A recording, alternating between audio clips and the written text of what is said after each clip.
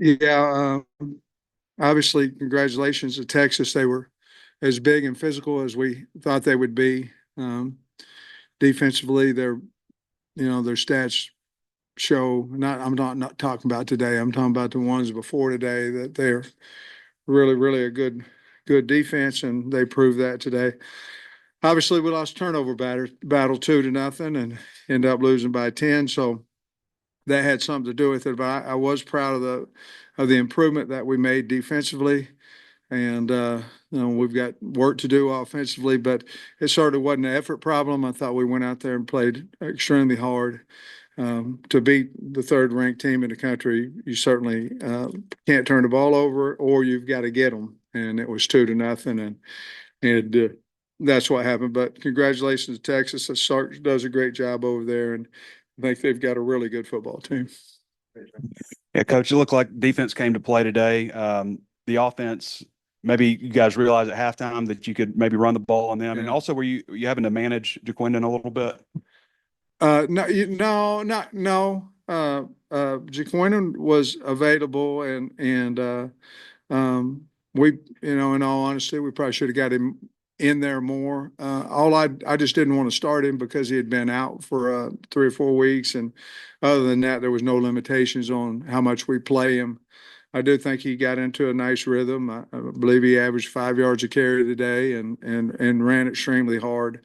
Um, but we didn't have a lot of rushes at half, regardless who was back there, and went into halftime, found a way to run the ball a little bit more, and then certainly when it's 13-10, had an opportunity there to do something special. But that was at half. We said we had to, because the bottom line, we'd had the sacks in the first half. Some of them were to do with the O line. Some of them were to do with holding the ball. Some of them were due. We broke in when we're supposed to break out on a couple of routes. So we just weren't really, Trey. Honestly, we weren't really locked in as it looked in the first half. I thought second half a lot better offensive, but I was proud of our defensive effort, and I was proud of the way how hard our team played. Just the two turnovers really kind of made the difference because our defense didn't allow them to do a whole lot today either. The disappointing thing was the last drive when we were down three, and then the very last drive that we couldn't get the ball back. But other than that, I thought the kids played extremely hard, and especially defense showed a lot of improvement. On the drive where y'all were scoring and where CJ fumbled, it looked like maybe was Satania maybe that call for him because he came out of the game and CJ came in. Who just seemed like a tough spot to put a Yeah, freshman in. well, we believe in CJ.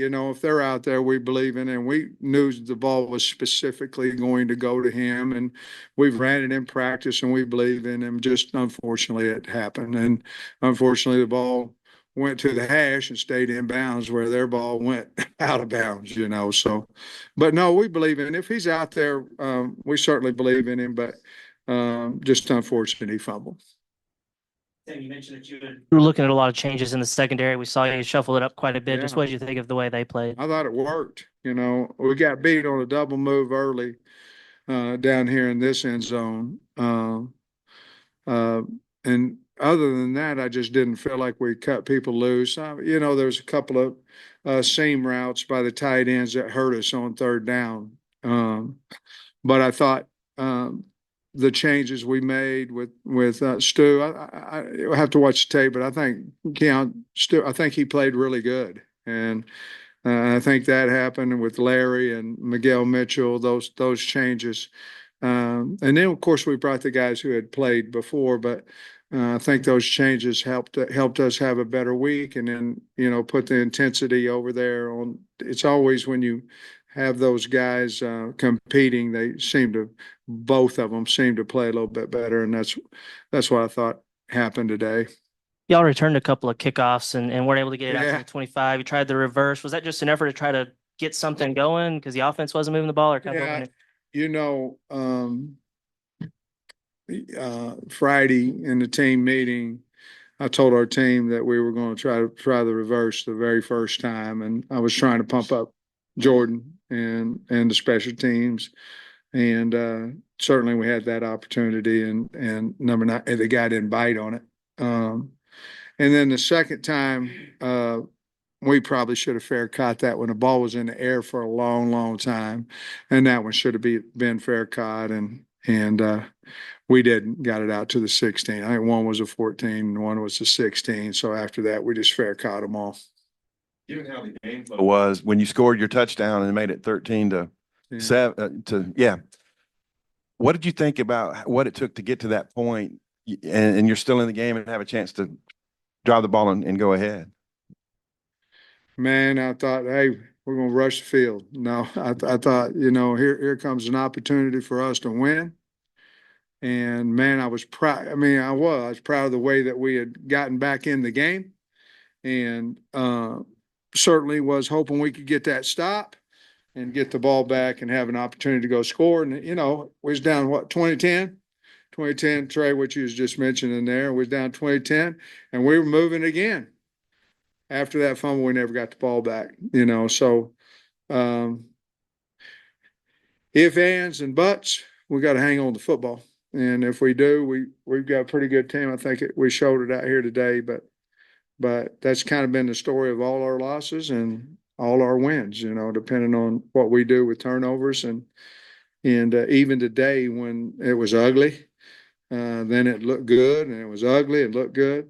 If we hang on the ball, I don't think it's a 20-10 game. I don't know if we win, but we sure as hell would have had a much better opportunity. What did Bobby come across that started working offensively for you in the second half? Well, I think we mixed it up a little bit better. We would run it 2-3 times in a row, which I don't think that we did that early in the game. Certainly, we're going to do what works and what we practice on and what we think is going to work. But I think we went more to running the football, and the line was blocking well, they were finishing well, the backs were running really hard. So I think that took a little bit more of the rush, the pressure of the rush off of Talon, and I believe he got the ball out a little bit faster after that. But I think it all had to do with I thought we went out and ran the ball much better, and that helped all of us at that point. Thought Andrew Armstrong made some really good catches out there, really hard catches, and had a really good game as well. Coach, he has, the 6 sacks. It felt like a bunch of them were, Talon was in the pocket for a little while. Yeah. What did you make of the offensive line's performance? Were some of those Yeah. coverage sacks today? They were. I mean, on the headsets, and when Taylor would come on, Bobby was saying, "Hey, you got to throw the football. You got to throw the football. You got to throw the football," and not all of them, but yeah, I thought that anytime you get a guy up, anytime you step up, and as a tackle, and you've got a guy around the corner, and anytime you step up and the guy comes back underneath on you, and if you still have that kind of time, we got problems. Now, there's a lot of reasons he didn't not throwing it, and part of them were we didn't get open, and so those 6 were kind of a collective 6 on. I don't think the running backs gave up any, but on the O-line, Taylor and the wide receivers, and we'll go to work on it. I know it's like Andrew, 6 catches today, 8 targets, but do you feel like maybe you even need to get him even more involved, just with how much more successful he's been to maybe some of the other pass catchers this year? I think so, but then again, you're going, well, we got to run the football, you know what I mean? And you can't throw it to him every single time. So I think so. He's by far our best, our biggest weapon. He's proven that throughout the entire year. So yes, to answer your question, I think we've got to get him the ball a few more times a game.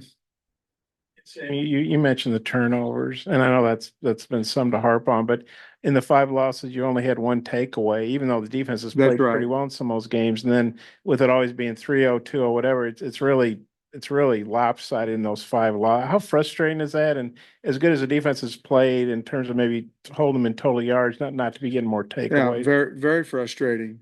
I mean, we're not getting them, and we've got to get them. We got to knock the ball out. We got, HUD did a nice job of stripping the ball carrier on the long run down their sideline. But it's frustrating. We work on it every day besides Thursday, and we've got to start getting some of those now. The first one that we gave up was a tip ball. I mean, we should have caught it and it went up. We tipped it and was a pick. They seem to be catching them. You understand what I'm saying? We had an opportunity. The ball was in the air forever tonight. We knocked it down. I felt like we should have picked it. So those plays are the ones we've got to make that we're not making. And then Braylon, I guess he couldn't go today. Braylon. He could go. I don't know how much he played, if at all, but he wasn't full speed, this week. So we played the healthy ones today. Like I guess looking ahead, obviously you got 2 games left, still shot to get bowl eligible. Just kind of, I know it's a tough loss, but like you say, played a lot better than Ole Miss, I thought. Just how do you see you guys moving forward? And that's a big game next week. I think in the locker room, I think our kids are ready to bounce back and play Louisiana Tech, and they'll work hard. And we need to get bowl eligible. The kids understand that they want to go to a bowl, and so they'll work hard at it, and they'll bounce back. I'm not worried about them. We've got a good tight knit football team. I'm not worried about them with the practice and all that, getting ready for next week. You mentioned running the ball more in the second half. Did Texas show you something differently defensively that allowed you to do that, or just a choice that you guys made? No, I think the coaches just did a really good job at halftime of getting together and figuring out what we could do. Obviously, we ran Taylor a little bit more in the second half, and we ran JJ a little bit more in the second half. But they were running extremely hard. I think we just sold out to the run a little bit more than what we did early. The defense seemed like it was especially good on third down. Just what was going well in that area for them this time? The coverage was better. We put some pressure on them, got a couple of sacks, gave them some different looks. We actually played more man coverage than what I thought we were going to, which anytime you can play man, you can get a little bit more pressure, and then they missed a few crossing routes on third down, helped us out a little bit as well. But I thought the game plan was good. The players ran the plan well, and we did a nice job of mixing up man, zone, rush three. A lot mixed it up well, I thought. Travis did. You're averaging like 4.6 yards a carry in the first half, but the sacks were like 4 Took for it 30. away. Seems like when Taylor does take a sack, it's like an 8. It's always like a Yeah. huge sack, and obviously that makes it difficult to run the ball when you're 2nd and 17. Yeah, you can't. Yeah, exactly. I mean, when we got in trouble, and again, I don't, I haven't watched the tape. I don't know. And, so much stuff happens during the game. You don't really remember even the things that you guys do. But where we get in trouble is when we take a sack on first down, and then we're just, that's got to be 0 or positive yard. It can't be -8, because, those are hard holes to dig out of. And then it takes, you're throwing it 3 times in a row, whether it's a screen or not. You're throwing 3 times in a row, and you're not getting in that function of offensive line coming off the ball and trying to maul people. I think that's what we did a little bit more in the third quarter. What was it that allowed Stewart to get on the field at corner? Because I think he hadn't played many snaps since the A&M game. What we were doing wasn't working. So saying that, well, we're going to play you some and this, that, and that, wasn't working. So I just went in and said, we're starting him, and let's figure out if he's the best we have. But this throwing him in the game some and not, and it wasn't working. Let's give him the confidence that we have in him to go be the starter and see what happens. And so that's how that happened. The guys who showed up on the injury report this week, Selman Bridges, June Kaj, and Anthony Switzer. All are good. I'm sorry. Go ahead and finish your question. Like, can they come back? Selman just had a fever. I mean, so he'll be back on Monday, and then Jim Kodge, I don't know that he'll be ready this week, but I'm hoping that he'll be back with that knee against Missouri, and then you said Switz. I think he'll be back by Monday, maybe mid next week. I think he'll be back. You mentioned Talen's legs a little bit, maybe in the second half. I mean, what'd you think of maybe his performance in that regard? And maybe he wasn't able to rip off, a big one. What do you attribute that to? Well, they're fast, and they run to the ball hard. But I thought Talon competed his butt off. I mean, I did. I think he played extremely hard, and we put a lot on his plate. But I thought he competed hard. If you notice, he was taking care of the football. A lot of times, when you're not throwing it up and you're taking sacks, a lot of times you're saying, "Okay, I'm going to take this sack, but I'm not going to have a chance to turn the ball over." And obviously, we had the one pick, but that wasn't his fault. That was a dart on the line. I mean, that was a great throw. So. I thought he competed well, and I thought he, helped us get back in the game and get us to 13-10, and I thought he did a great job of driving us down before the fumble to put us possibly 2017, 2013, and then we never got the ball back. Is that something also you kind of live with Talon on, like, taking the long sacks, like, instead of, like, there's a big difference in 2nd and 14, 2nd and 18, just because he does have the escapability, or is it something where you say, hey, just take it and No, we're trying to get rid of that. A couple times a day he turned the wrong way. I mean, he went to escape the pocket and ran into the low one, not the high one. The high one, you go the other way. But no, we'll continue to work with him, and we've got to protect him better as well. And like I said before, get open on the routes and all that. But no, we don't want that. And Lord knows if he was on the headset, you'd understand that we don't want it, with Bobby. And so we'll get it fixed. We got to get it fixed, and we're working on it. And he is too, more importantly. So going back to Talon with his legs, I know after in the LSU game, you said you didn't want to run because he wasn't ready. Was there any restraints in the first half today, and then you just open up in the second half? Or? No, none. But because Coach Petrino and I had a talk about that, and we were going to let it fly, because Bobby was asking about it, and I said, "Nah, hell, let it fly. He's 95%. Let's let him fly." And so no, it didn't. Now LSU did. But this one did not. Sam, and Two last ones. sorry, he's cutting me some slack for age, I know you said the kids would be ready. I know you've been doing this a long time, and you guys are pros and all that. But how tough is this on the coaching staff when you have these tough losses, and kind of how do you sort of rally yourself and the staff under these circumstances? Well, we got a job to do, and I think we all enjoy our job. More importantly, I think we enjoy who we work with and our kids.